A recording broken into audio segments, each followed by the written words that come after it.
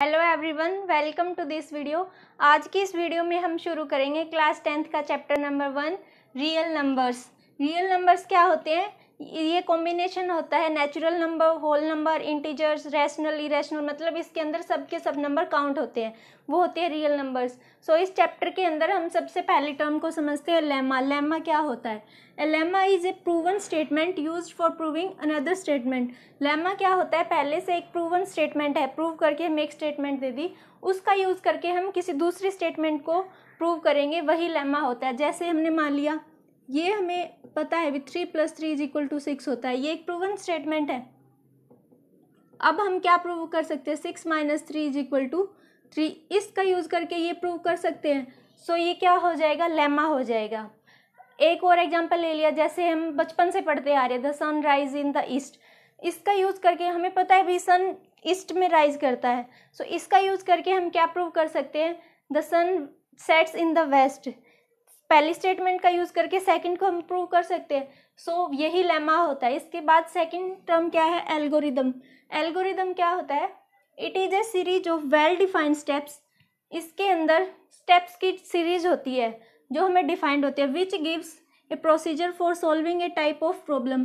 किसी भी एक प्रॉब्लम को सॉल्व करने के लिए जो प्रोसीजर स्टेप्स के थ्रू बताया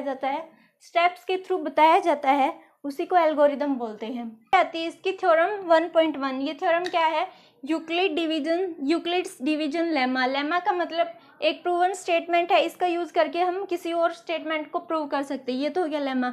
डिवीजन का मतलब यहाँ हमें डिवाइड करवाना होगा। यूक्लिड ने इस थ्योरम को दिया है। सो ये क्या होगी? Euclid divisions lemma. अब इस थ्योरम के अंदर है क्या? Given integers A and B, हमें कोई दो इंटीजर्स गिवन है A and B, there exist unique integers Q and R satisfying A = BQ plus में R, where R is greater than और equal to 0 but less than B. अब ये यहाँ पे क्या बात है? दो इंटीजर्स गिवन है ए एंड बी, तो वहाँ पे दो इंटीजर और होंगे क्यू एंड आर। किस प्रकार से? ए = BQ प्लस में आर। यहाँ हमें गिवन क्या है? ए एंड बी दो इंटीजर है, तो क्यू एंड आर दो इंटीजर और एग्जिस्ट करेंगे। ये इस तरीके की हमें स्टेटमेंट दे दी, ये एक प्रूवन स्टेटमेंट है। सो ये है लेमा। ये क्या है यहाँ पे? इसको देखे हमें क्या लग रहा है? डिवीजन का मतलब यही है भी यहाँ हमें डिवाइड करवाना होगा।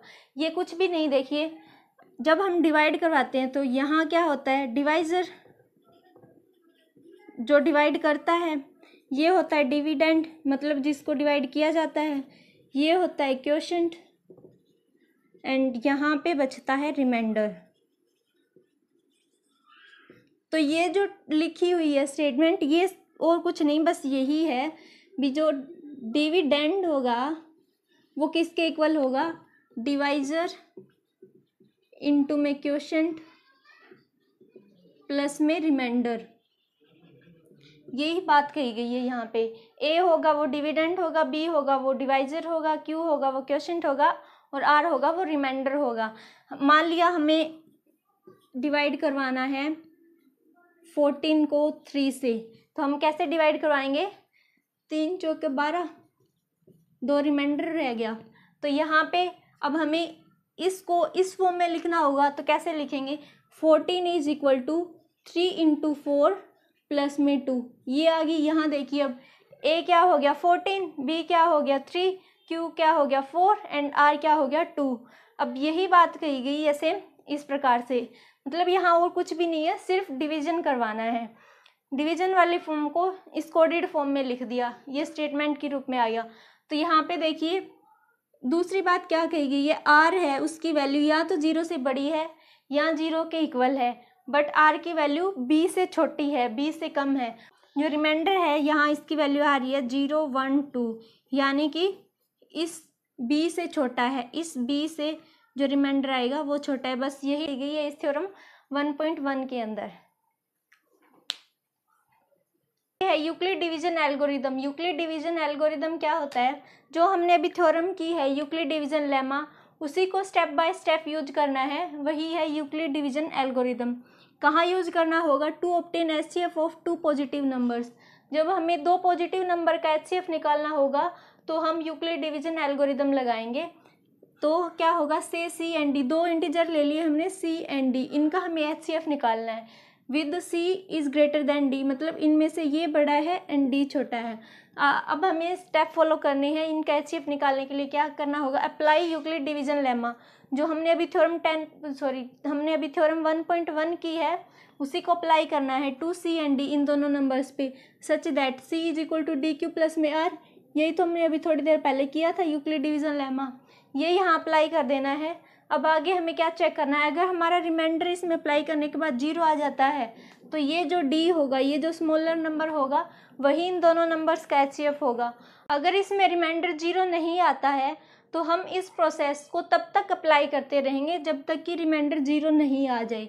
जिस स्टेज पे रिमाइंडर 0 आ जाएगा उस स्टेज में जो डिवाइजर होगा वही इन दोनों नंबर्स का एचसीएफ होगा। सो ये स्टेप बाय स्टेप जो हम फॉलो करेंगे यही है यूक्लिड डिवीजन एल्गोरिदम। अब इसका यूज़ करके एक्सरसाइज के क्वेश्चन करते हैं। अब शुरू करते हैं एक्सरसाइज 1.1। इसका फर्स्ट क्वेश्चन है यूज यूक्लिड्स डिवीजन एल्गोरिदम। यहाँ पे जो हमने अभी किया यूक्लिड डिवीजन एल्गोरिदम उसका यूज़ करना है to find the HCF find करने के लिए। फर्स्ट पार्ट क्या है, 135 एंड 225, इनका एचसीएफ निकालने के लिए हम यूक्लिड डिवीजन एल्गोरिदम लगाएंगे। सेकंड पार्ट ये है एंड थर्ड ये है। सो फर्स्ट पार्ट को करते हैं। अब इन दोनों में वहाँ क्या था, C and D, two positive integers. इस प्रकार से हमने मान लिया ये सी एंड डी है तो हमें देखना होता था C should be greater than D. यहाँ पे इन दोनों में बड़ा कौन है, 225। सो 225 तो यहाँ इसका हो जाएगा डिविडेंड एंड 135 होगा इसका डिवाइजर। इसको जब हम डिवाइड करवाएंगे तो इस 135 दूनी 270, मतलब 225 से तो ज़्यादा आ जाएगा। सो ये जाएगा 1 पे, यहाँ आ गया 135। आर कितना आ गया, 90। यहाँ पे अब इसकी वैल्यू 90 आ गई। ये यूक्लिड डिवीजन एल्गोरिदम क्या कहता है, हमें इस प्रोसेस को तब तक कंटिन्यू रखना है जब तक कि रिमाइंडर 0 ना आ जाए। तो यहाँ हमारा रिमाइंडर 0 नहीं है तो आगे हम क्या करेंगे, ये जो डिवाइजर था अब इसको इसका डिविडेंड बना देंगे और इस प्रोसेस को तब तक कंटिन्यू रखेंगे जब तक रिमाइंडर 0 नहीं आ जाता। अब ये 90 दूनी तो 180, इससे बड़ा हो जाएगा। सो ये भी 1 पे जाएगा। अब यहाँ पे क्या रह गया, 545। यहाँ भी हमारा रिमाइंडर 0 नहीं आया। सो इस प्रोसेस को आगे कंटिन्यू करेंगे। अब हमारा डिविडेंड क्या हो जाएगा, जो ये डिवाइजर है ये, मतलब हर एक स्टेप के अंदर पहले वाले डिवाइजर को उठा के उसका डिविडेंड बना देना है। तब तक करनी है ये प्रोसेस जब तक कि रिमाइंडर 0 नहीं आ जाता। 45 है, इसका डिविडेंड हो गया 90, 45 टू ज़ा 90। अब यहाँ पे रिमाइंडर क्या आ गया, 0। तो ये जो 45 है ये हो जाएगा एचसीएफ। किसका एचसीएफ, 135 एंड 225, इन दोनों का पूछा हुआ था। अब इस फॉर्म को एल्गोरिदम की फॉर्म में कैसे लिखेंगे, स्टेप फर्स्ट के अंदर क्या किया हमने, ये जो 225 था इसको हम कैसे लिख सकते हैं, 135 गुना में 1 प्लस में हमारा रिमाइंडर क्या आया है 90। Here remainder is not equal to 0। So हमने यहाँ क्या किया, अप्लाई की थी यूक्लिड डिवीजन लेमा, ये अप्लाई करके हमने इसको इस फॉर्म में लिख दिया।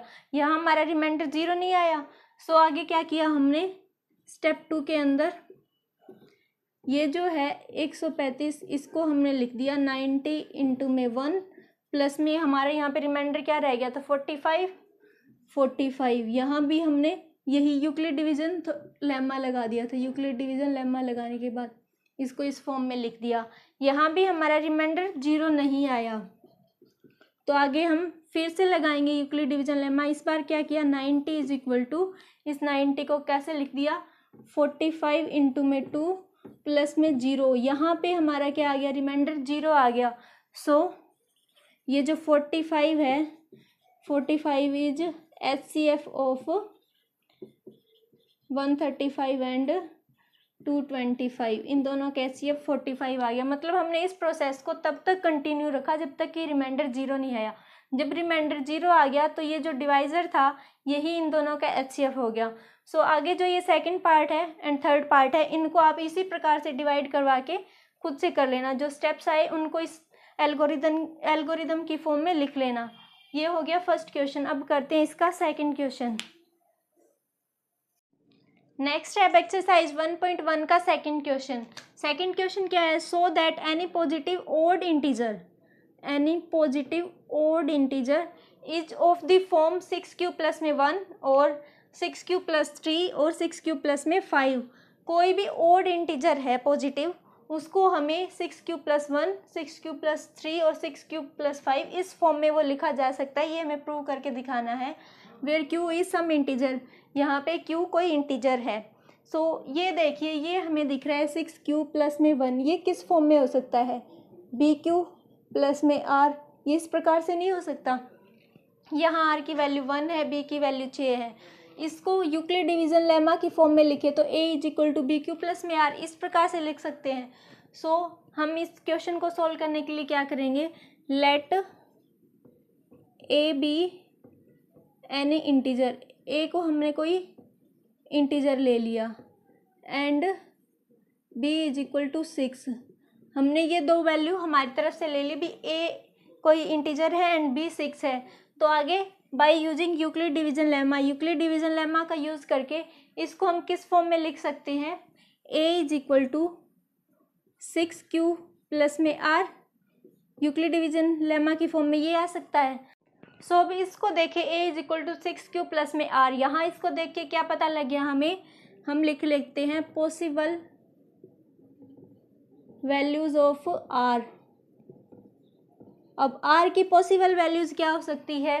0 या 0 से बड़ी एंड 6 से छोटी। सो r की पॉसिबल वैल्यूज आ जाएगी 0, 1, 2, 3, 4 एंड 5। ये सारी r की पॉसिबल वैल्यूज आ गई। मतलब 0 हो सकता है, 1, 2, 3, 4, 5, 6 नहीं हो सकता, क्योंकि जब इसको लैम्डा की फॉर्म में लिखते हैं तो यहाँ पे हम क्या लिखते हैं?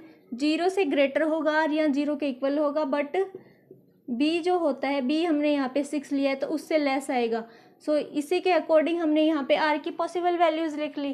तो हम आगे करते हैं, when r is equal to 0, जब r 0 हो तो a की क्या वैल्यू आ जाएगी? 6q प्लस में 0, मतलब 6q ही आ जाएगी। व्हेन आगे क्या है? r इज इक्वल टू 1, जब r को 1 पुट कर दिया हमने तो a की वैल्यू क्या आ जाएगी? 6q प्लस में 1, ये a की वैल्यू आ गई। When r is equal to 2, जब r की वैल्यू 2 हो तो a की वैल्यू क्या आ जाएगी? 6q प्लस में 2। और क्या है, हम मतलब इसकी सारी पॉसिबल वैल्यूज़ को लिख लेते हैं। When r is equal to 3, r 3 आ गया तो a की वैल्यू क्या आ जाएगी? 6q प्लस में 3। When r is equal to 4, r की वैल्यू 4 है तो a की वैल्यू क्या आ जाएगी? 6q प्लस में 4। And at the last when r is equal to 5, जब r की वैल्यू 5 है तो a की वैल्यू क्या आ जाएगी? 6q प्लस में 5, ये आ जाएगी। अब इनको देखने पे हमें क्या पता लगा है? देखिए a is equal to 6q है इस फर्स्ट इक्वेशन के अंदर, तो ये क्या है? इस 6q को, ये 6 जो है ये 2 से डिवाइड हो सकता है। सो ये क्या हो जाएगा यहाँ पे? Even number.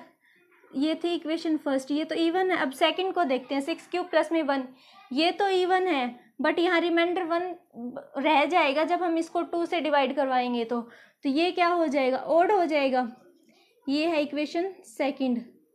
थर्ड के अंदर देखिए, इन दोनों में से 2 कॉमन आ जाएगा, मतलब ये जो इक्वेशन है ये 2 से डिवाइड हो सकती है। सो ये होगी इसकी इवन। ये है थर्ड स्टेटमेंट। फोर्थ क्या है? r is equal to 3। यहाँ पे देखिए ये तो इवन है 6q, यहाँ देखा हमने, बट ये जो 3 है ये तो ओड है। सो ये जो इक्वेशन 4 है ये ओड हो जाएगी। आगे क्या है? r इज इक्वल टू 4 किया तो यहाँ पे 2 कॉमन आ जाएगा, 2 कॉमन लिखेंगे तो क्या आ जाएगा? 3q प्लस में 2, मतलब 2 बाहर आ गया। इसका मतलब ये जो इक्वेशन है ये 2 से डिवाइड हो सकती है। सो ये इवन है। ये है equation fifth. And equation sixth क्या है? इज इक्वल टू 6q, ये तो है इवन, बट ये 5 क्या है? ओड है। ये क्या है? Equation sixth. तो ये नंबर ओड हो जाएगा। अब हमने क्या देखा? From equation second, fourth and sixth, in equation से हमने क्या देखा? ये जो a है ये एक ओड इंटीजर है। a इज ओड, मतलब a की वैल्यू ओड आ गई। और a क्या है? 6q। फर्स्ट इक्वेशन के अंदर क्या है? 6q प्लस में 1। यहाँ हमें क्या कहा गया? 6q प्लस में 1, ये पुट करवा दिया। सेकंड क्या कहा इन्होंने? और 6q, मतलब इन तीनों में से किसी के भी इक्वल आ सकता है। सो हमने यहाँ पे ये प्रूव करवा दिया। Equation second, fourth and six के अंदर ए है वो 6 प्लस में 3, a is equal to 6 plus में 1 and a is equal to 6 plus में 5। इन तीनों जगह पे ये जो ए की वैल्यू आ रही है वो ओड आ रही है। सो यही हमें प्रूव करके दिखाना था। एक्सरसाइज 1.1 का फोर्थ क्वेश्चन। इसका थर्ड क्वेश्चन जो है वो स्टेटमेंट वाला क्वेश्चन है। उसके अंदर 616 और 32 का HCF निकाल के जो आंसर आएगा वही इस क्वेश्चन का आंसर होगा। अब हम डिस्कस करते हैं इसका फोर्थ क्वेश्चन। फोर्थ क्वेश्चन क्या है? Use Euclid's division lemma to show that the square of any positive integer is either of the form 3m और 3m+1 for some integer m। यहाँ पे हमें क्या कहा गया है? यूक्लिड डिवीजन लेमा का हमें यूज़ करना है। यूक्लिड डिवीजन लेमा का यूज़ करके हमें बताना है भी किसी भी नंबर, पॉजिटिव नंबर का जब स्क्वायर करते हैं वो या तो 3m की फॉर्म में आएगा या फिर 3m+1 इस फॉर्म में आएगा।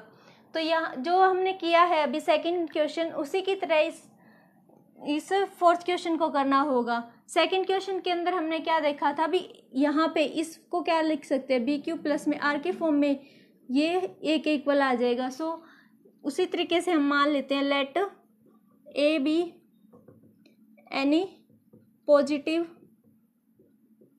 Integer and b is equal to 3। ये दोनों हमने मान लिया भी ए कोई पॉजिटिव इंटीजर है एंड बी 3 के इक्वल है। तो इस आगे इन दोनों के अंदर इन दोनों का यूज़ करते हुए यूक्लिड डिवीजन लेमा को किस प्रकार से लिखेंगे?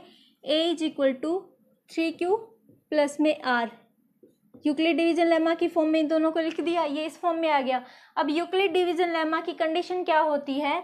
इस R की वैल्यू किसके इक्वल आएगी? या तो 0 के इक्वल आएगी या 0 से बड़ी, बट इस 3 से छोटी आएगी। सो पॉसिबल वैल्यूज ऑफ R क्या आ जाएगी? R आ जाएगा 0, 1 एंड 2। ये 3 वैल्यू आ सकती है R की।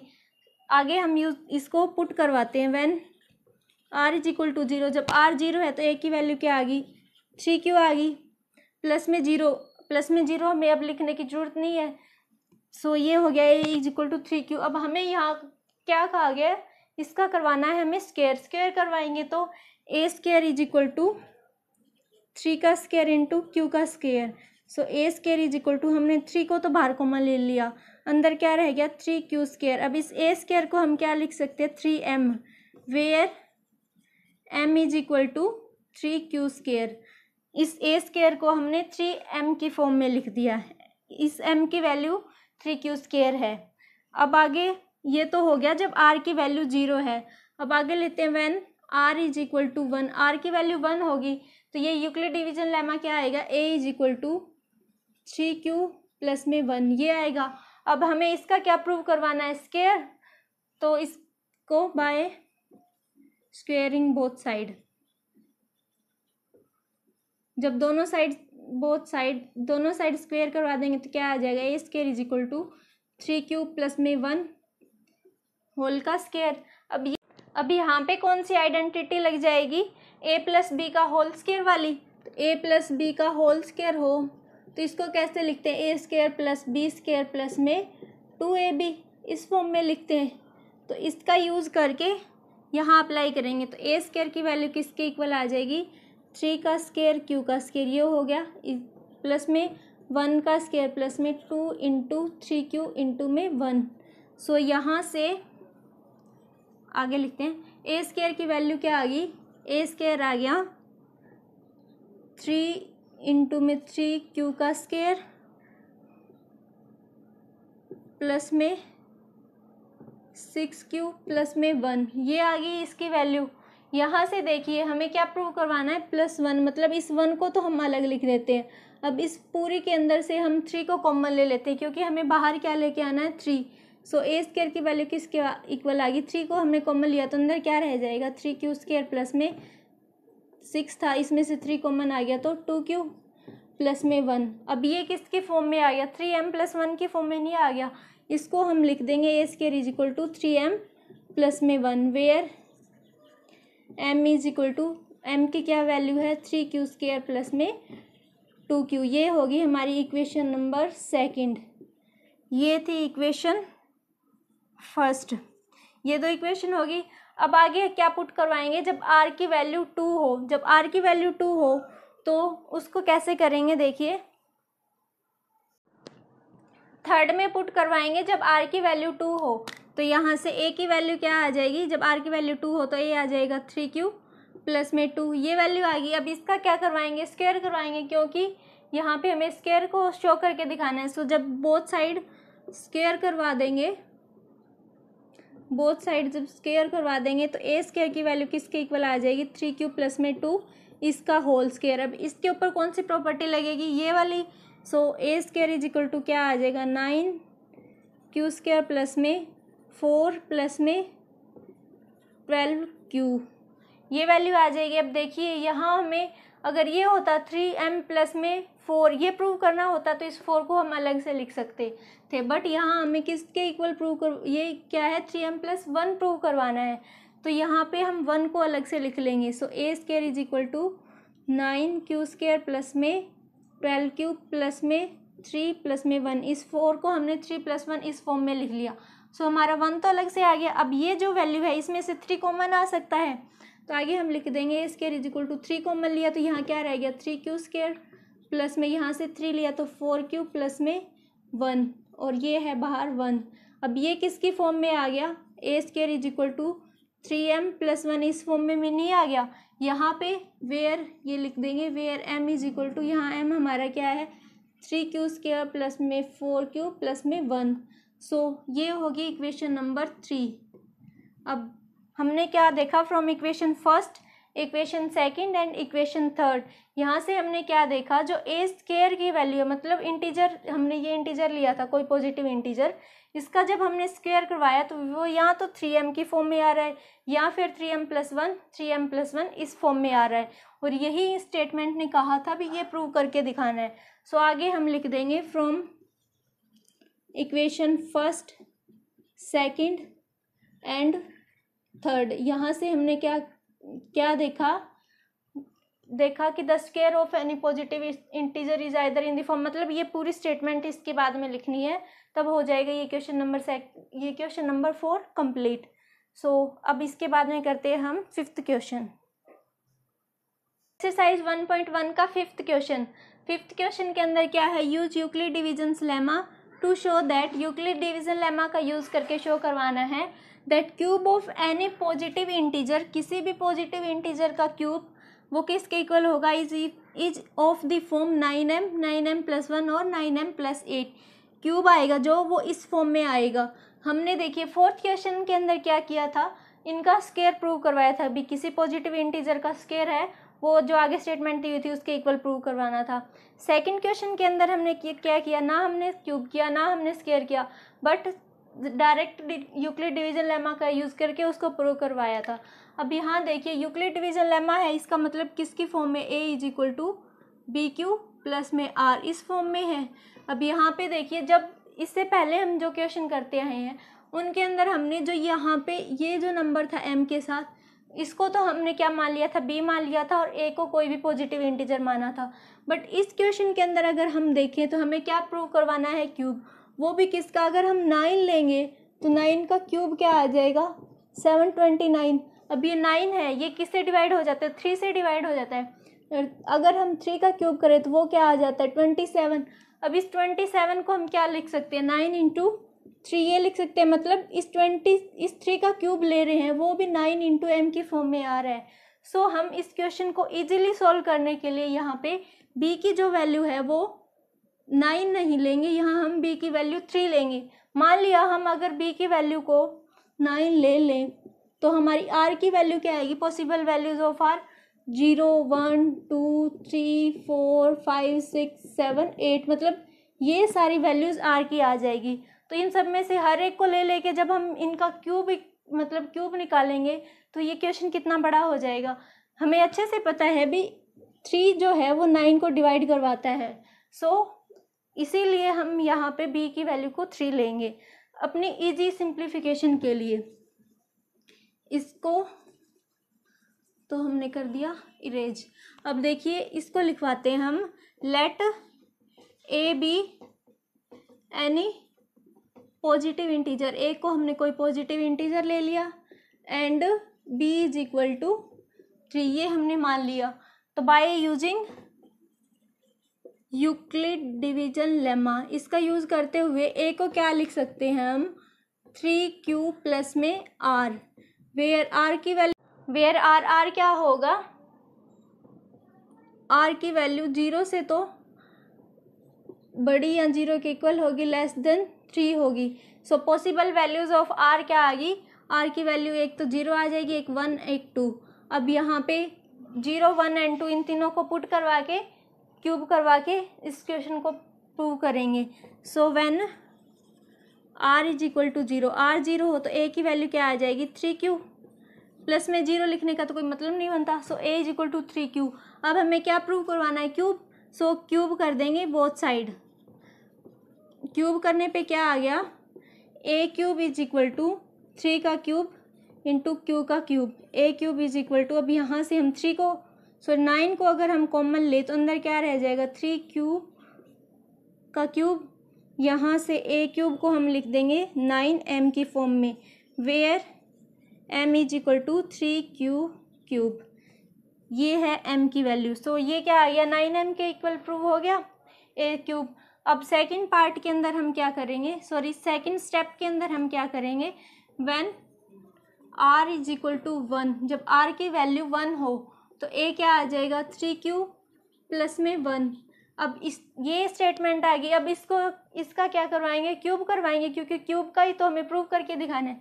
सो बोथ साइड क्यूब, ये स्टेप आप खुद से लिखना है ना, be taking cube both sides. A cube is equal to क्या आ गया 3q प्लस में 1 इसका क्यूब। अब इसके ऊपर कौन सी प्रॉपर्टी लग जाएगी, जब दो नंबर्स हो a प्लस बी, इनका क्यूब करना हो तो वो इस प्रकार से होगा a cube plus b cube plus में 3 इंटू ए बी इंटू में a प्लस बी, इस प्रकार से इस पूरे का क्यूब होगा। सो यही प्रॉपर्टी यहाँ अप्लाई कर देते हैं, तो a क्यूब की वैल्यू किसके इक्वल आ जाएगी 3 का क्यूब इंटू क्यू का क्यूब प्लस में 1 का क्यूब प्लस में 3 इंटू 3q इंटू में 1 इंटू में 3q प्लस में 1, इसके इक्वल आ गया। अब इसको सोल्व करवाएंगे तो a क्यूब की वैल्यू क्या आ गई, देखिए हम इसको सिंप्लीफाई करने के लिए 9, ये हमें क्या लेके आना है 9 हमें कॉमन लेके आना है, तो यहाँ से हम इसको 9 कॉमन लेके लिखते चले जाएंगे। तो ये क्या आ जाएगा 9 इंटू में 3q का क्यूब प्लस में 1 का क्यूब क्या आएगा 1, और हमें लास्ट में 1 लेके आना है, तो इस 1 को तो हम लिख, ये जो 1 आएगा इसको सबसे लास्ट में लिखेंगे।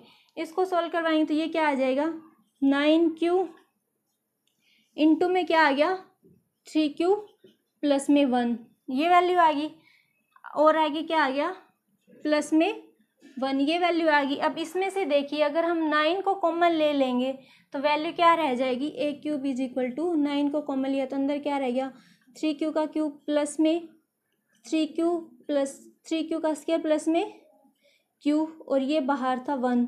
अब ये फॉर्म किसकी फॉर्म में आ गया, a क्यूब की वैल्यू है वो आ गई 9 इंटू m प्लस में 1, इस फॉर्म में आ गई, वेयर यहाँ पे हमारा m क्या है, m की वैल्यू है 3q का क्यूब प्लस में 3q का स्क्वायर प्लस में q, m की वैल्यू ये है। सो यहाँ से देखिए equation first and equation second से हमने क्या प्रूव करवा दिया, जब किसी भी पॉजिटिव इंटीजर a था इसका क्यूब करवाया वो यहाँ तो 9m की फॉर्म में आ रहा है या फिर 9m प्लस 1 इसकी फॉर्म में आ रहा है, यही हमें प्रूव करके दिखाना था। इसके बाद में एक स्टेप और है, जब r की वैल्यू को 2 पुट कर देंगे तो वो क्या आ जाएगा 3q प्लस में 2, ये 2 आज के लिए होमवर्क रह गया। जब r की वैल्यू 2 होगी, सो इसके साथ ही ये होती है एक्सरसाइज यहीं पे कंप्लीट।